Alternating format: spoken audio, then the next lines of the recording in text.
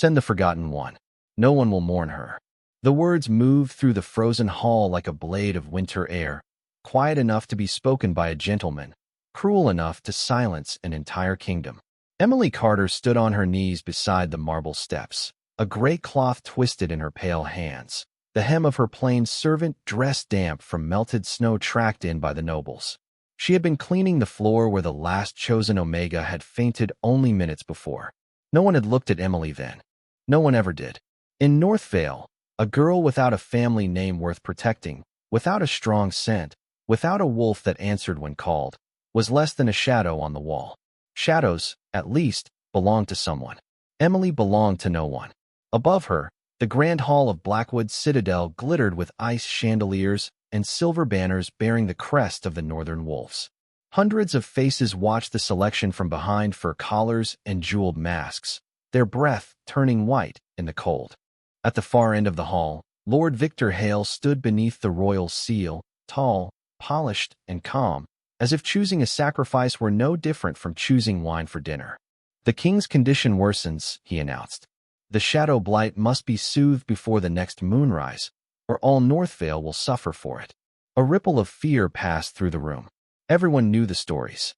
King Adrian Blackwood, the Alpha King of the North, had once been the strongest ruler alive, a towering white-skinned monarch with silver eyes and a heart locked behind frost.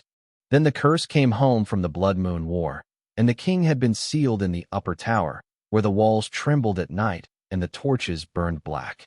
They said every Omega sent to calm him disappeared into silence. They said the shadows around him were alive.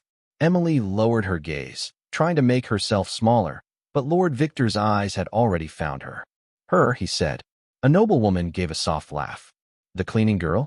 The forgotten Omega, Victor corrected. No mate. No house. No value to any pack. A merciful choice, really. Heat rose behind Emily's eyes, but she did not let a tear fall. Tears were noticed. Noticed things were punished. She only pressed her fingers into the cloth and forced herself to breathe. 10 feet away, old Martha Reed, the only servant who ever spoke to her kindly, turned pale.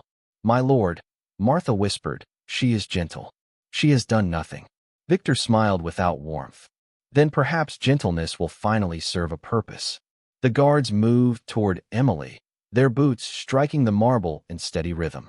The crowd leaned closer, hungry for fear, for pleading, for any sign that the forgotten girl understood she had just been handed to the cursed king.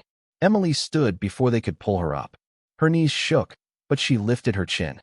For one breath, the hall saw her face clearly, white skin drained by cold, soft brown eyes bright with terror, and a quiet dignity no one had given her permission to have.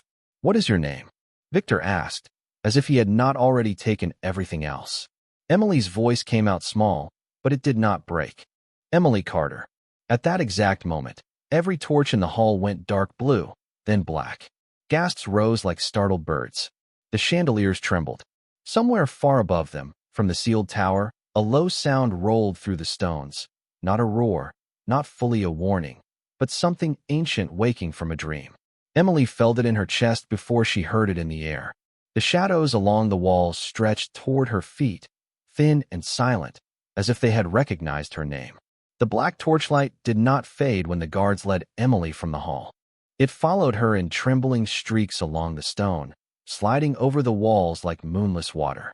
No one spoke now. The same nobles who had smiled at her humiliation stepped back as she passed, their perfume and fear mixing in the cold air. Emily kept both hands folded in front of her, because if she let them hang loose, everyone would see them shaking. She had spent most of her life learning how not to be seen. In the lower rooms of Blackwood Citadel, she rose before dawn, carried water up 3 flights of stairs, scrubbed ash from hearthstones, and changed bandages for servants injured during the king's distant storms of magic. She knew which guards had children, which kitchen girls cried when letters came from home, which old men hid their pain behind jokes. Emily noticed everyone because no one noticed her. That had always been her only power.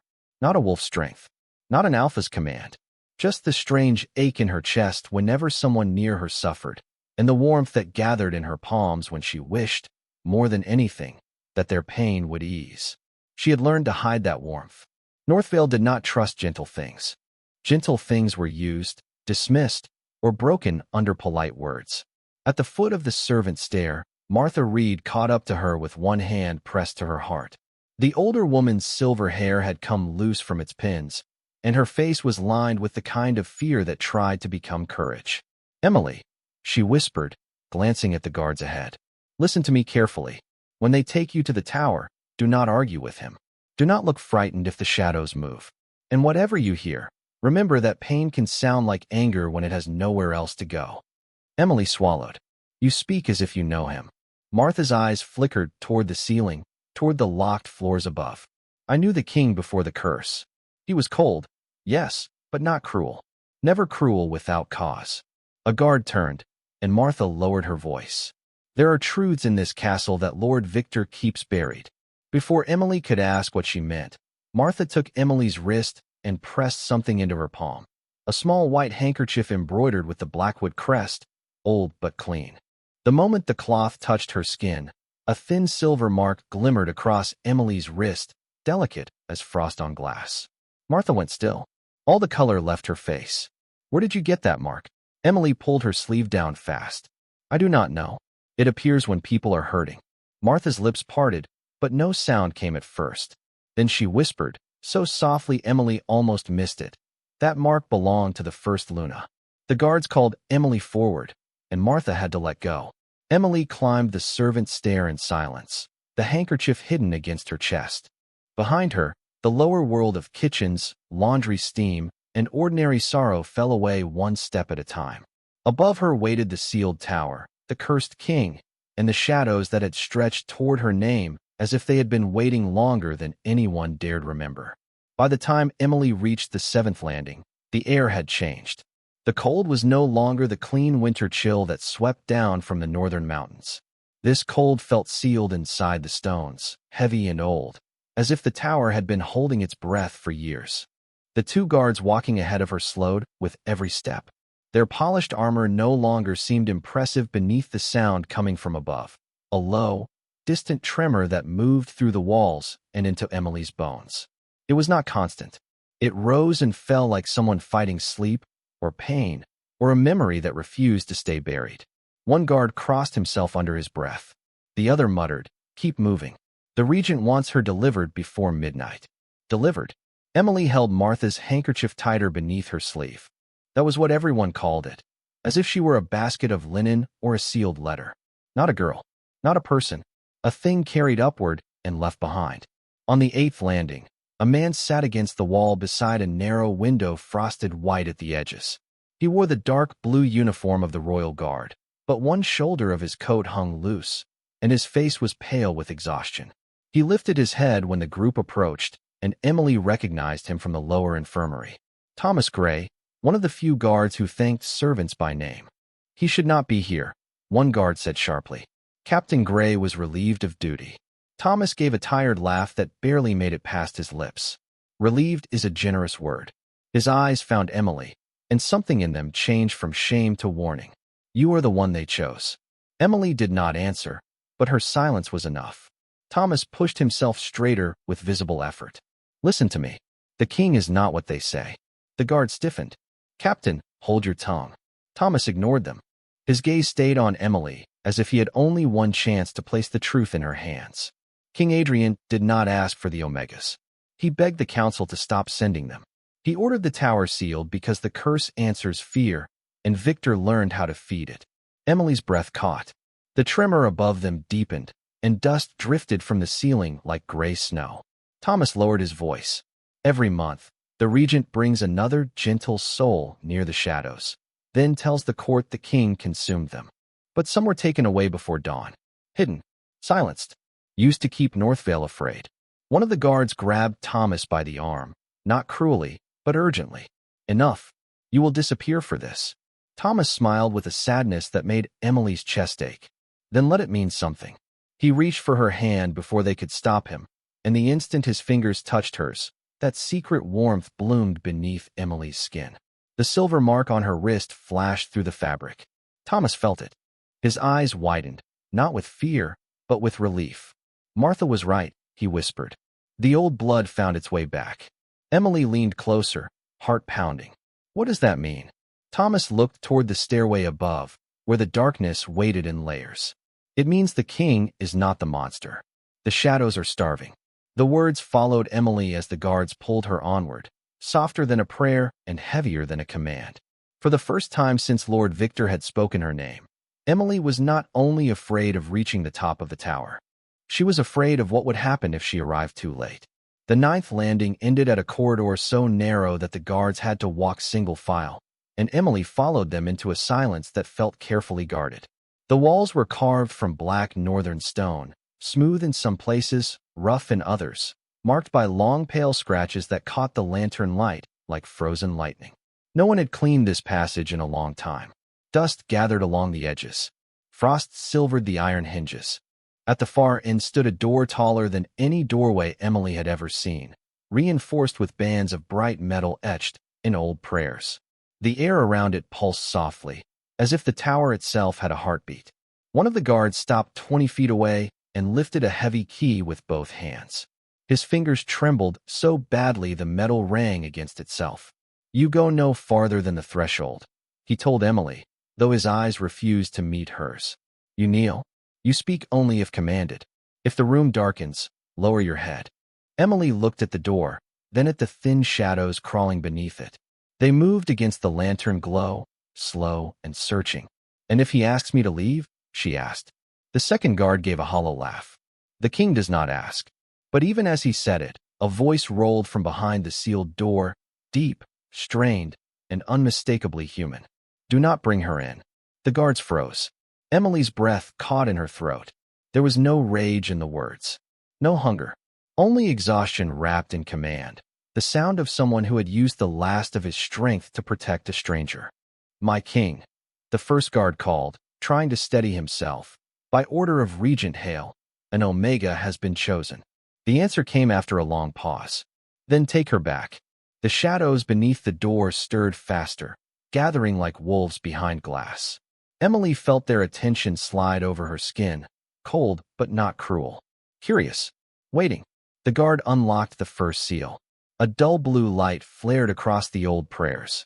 Somewhere inside, chains shifted with a sound that made the men step back. Emily thought of Thomas Gray on the landing, of Martha's frightened whisper, of the silver mark hidden beneath her sleeve.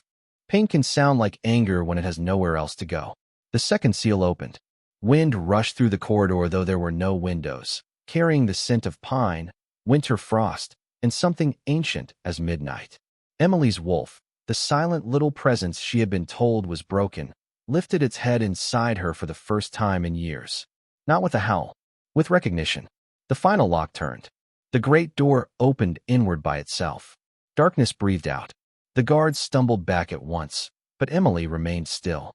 Beyond the threshold, the chamber was enormous, circular, and drowned in moonlight from a ceiling of cracked glass. Shadows moved across the floor in long black ribbons. They should have rushed her. They should have swallowed the light. Instead, they stopped inches from her shoes, rising slightly like creatures catching a scent. Then, from the center of the room, the king's voice came again, lower now, almost broken. "Little Omega, why are they sending me someone who still carries hope?" Emily stepped forward before fear could stop her, and the shadows parted. Emily had imagined the cursed king as a creature made entirely of darkness, but the man chained beneath the broken moon roof was heartbreakingly real. King Adrian Blackwood stood in the center of a circle carved into the stone floor, taller than any man Emily had ever seen. His broad shoulders held rigid beneath a torn black coat dusted with frost. His skin was white in the silver light, not weak or ghostly, but cold like marble left beneath winter stars.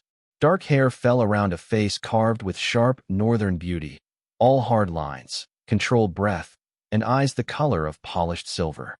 Those eyes found Emily the moment she crossed the threshold, and every shadow in the chamber went still. The chains around his wrists and chest were not ordinary iron. They glowed faintly with old prayers, stretching from the floor to the walls, holding him back from the door, from the kingdom, from himself. Yet he did not look defeated.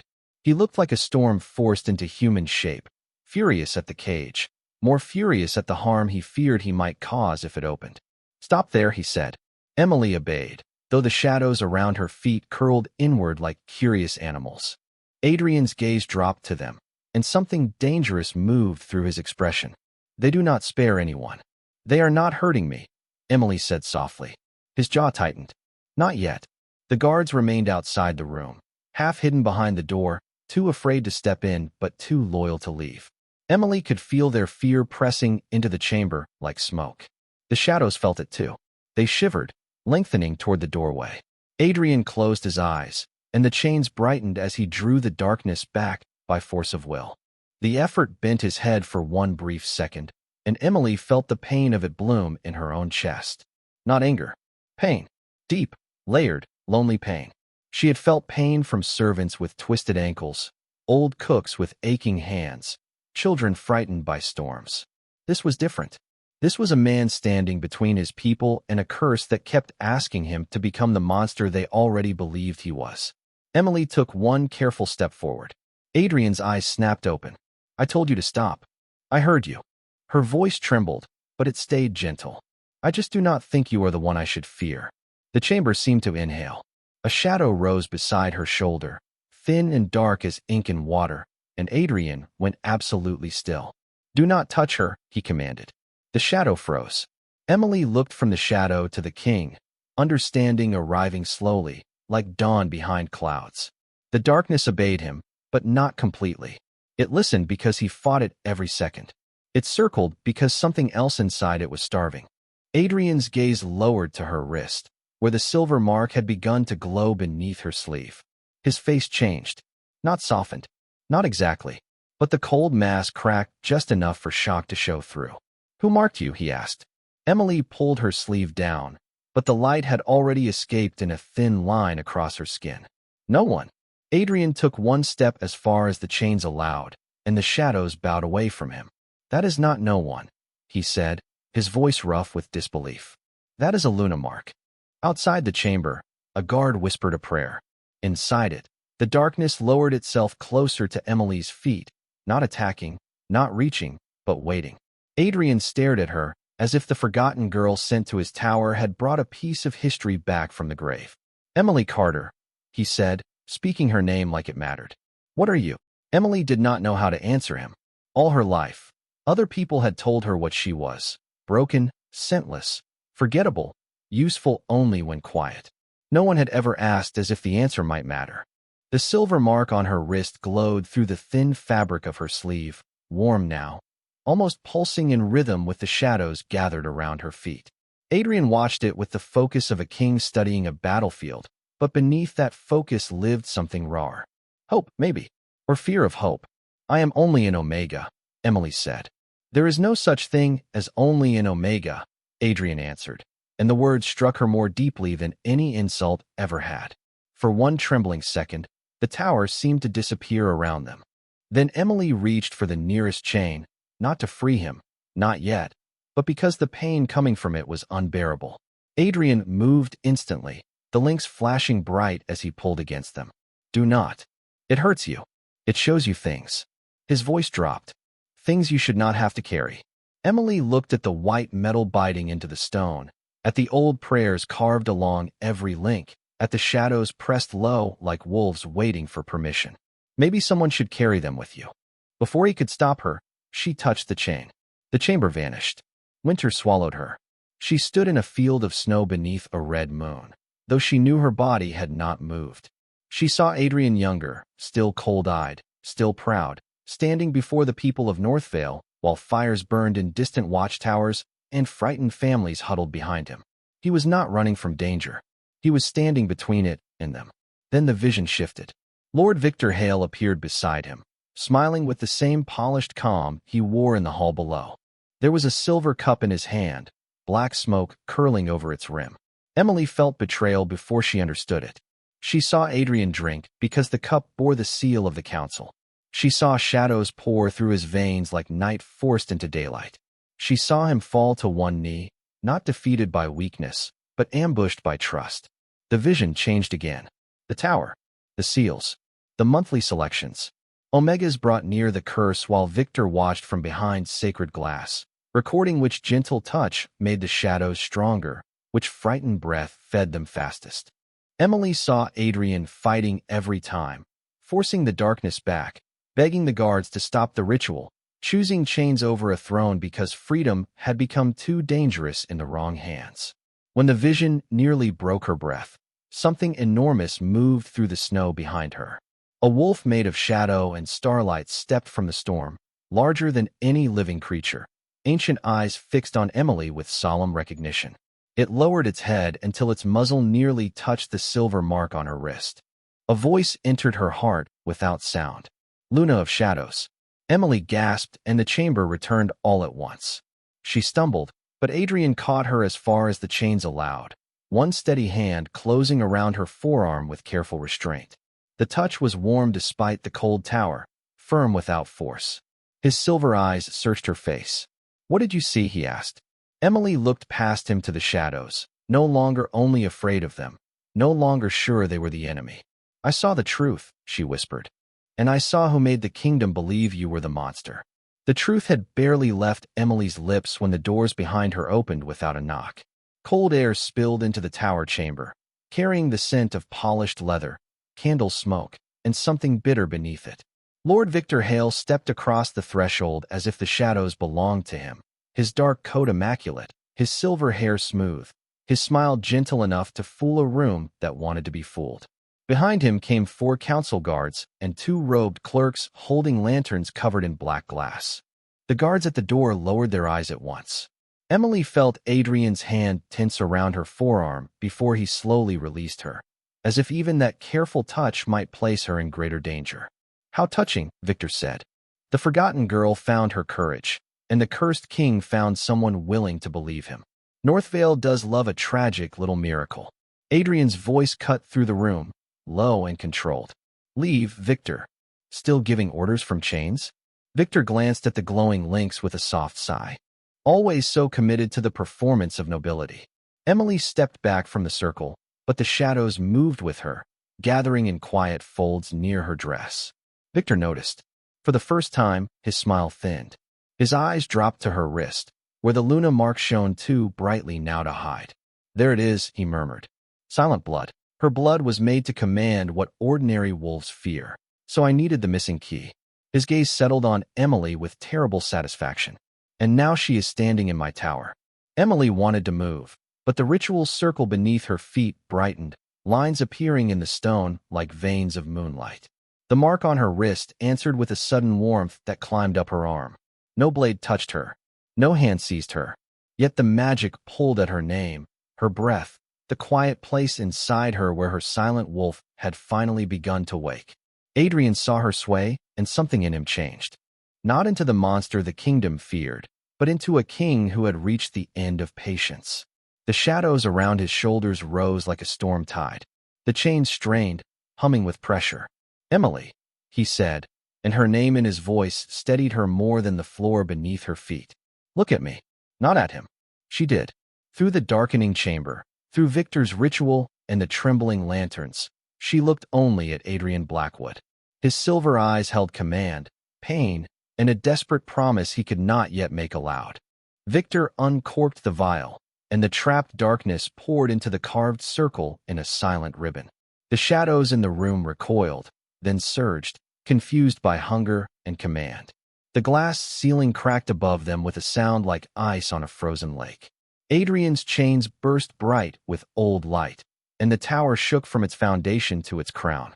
"Run, Emily," Adrian warned, his voice rough with the effort of holding the shadows back. "Please." But Emily did not run.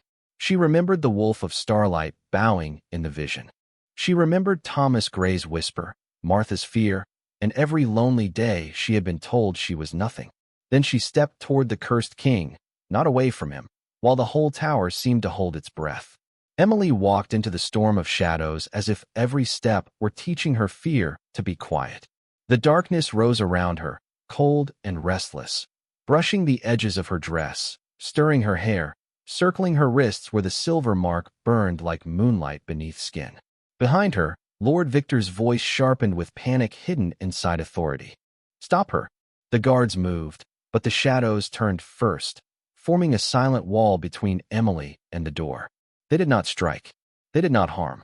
They simply refused to let anyone pass. Victor stared at them, disbelief breaking through his polished mask. Impossible, he whispered. Adrian strained against the glowing chains, his face pale with effort, his silver eyes fixed on Emily, as if he could hold her safely in place by will alone. Emily, you do not understand what the curse will do if you come closer. I saw what it has already done to you, she said. Her voice was soft, but the chamber carried it. And I saw you fighting it. The ritual circle flared brighter. The dark light Victor had poured into the stone crawled toward Adrian like a command written in smoke. The shadows around the king twisted, torn between the regent's spell and the older call shining from Emily's wrist. Adrian dropped to one knee, not from weakness, but from the terrible effort of keeping the darkness away from her. I cannot promise I can control it, he said, each word rough with restraint. Emily stepped into the carved circle. The cold struck her at once, not like weather, but like loneliness given shape. His dark hair fell across his forehead. Frost clung to the shoulders of his coat. His eyes, bright and silver, carried warning, apology, and something fragile he seemed afraid to name.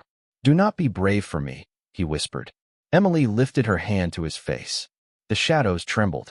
Adrian went completely still, as if a gentle touch hurt more than chains because he had forgotten what it meant to receive one. I am not brave because I am not afraid, Emily said. I am brave because someone should have stayed.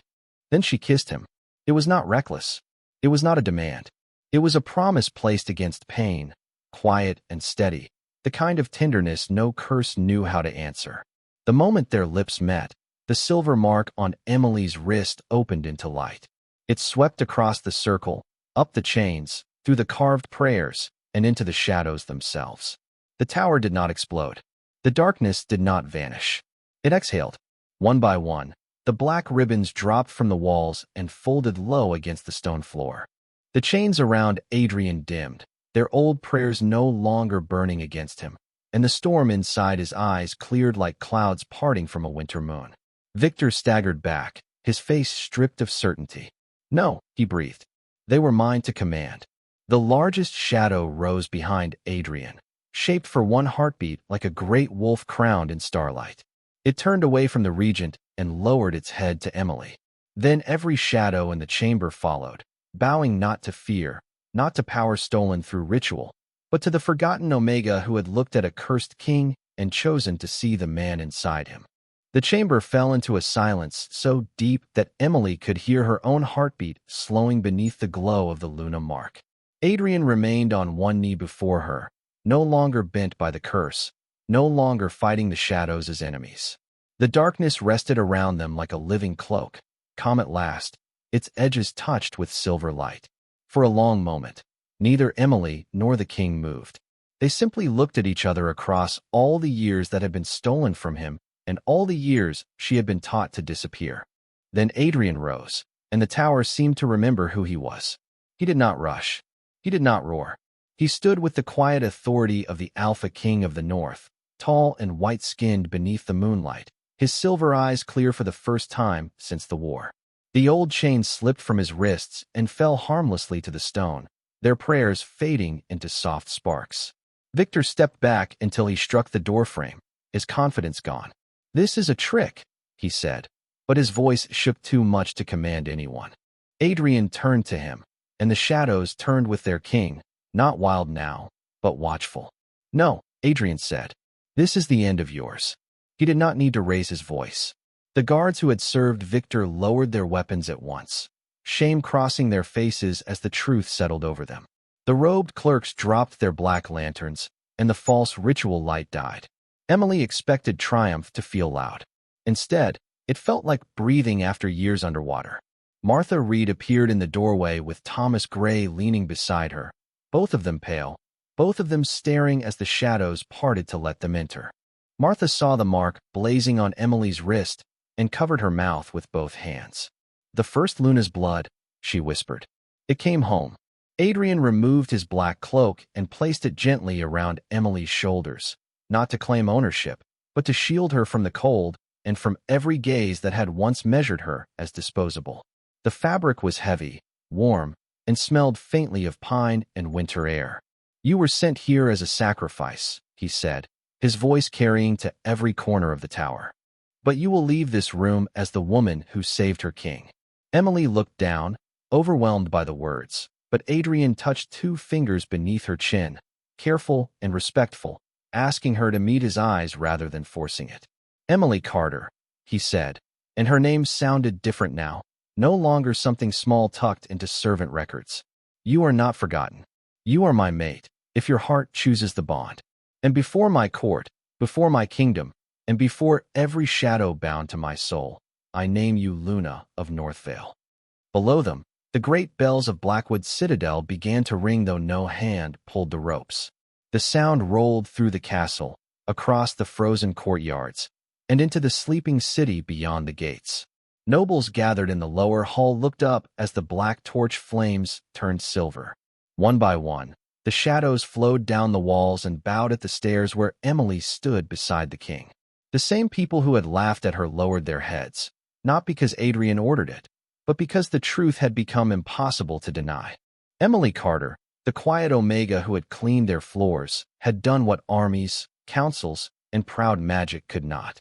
She had answered pain with mercy and fear with courage. And when her hand brushed the ancient throne for the first time, the shadows whispered a name older than Northvale itself, a name that made Adrian's eyes widen and the whole kingdom hold its breath, because Emily had not only broken the curse. She had awakened the power meant to rule it.